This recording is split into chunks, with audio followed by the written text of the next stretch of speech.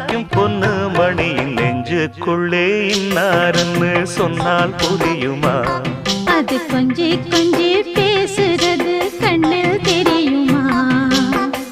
உலகே அழிஞ்சாலும் உன் உருவம் அழியாதே, உயிரே பிரிஞ்சாலும் உறவேதும் பிரியாதே.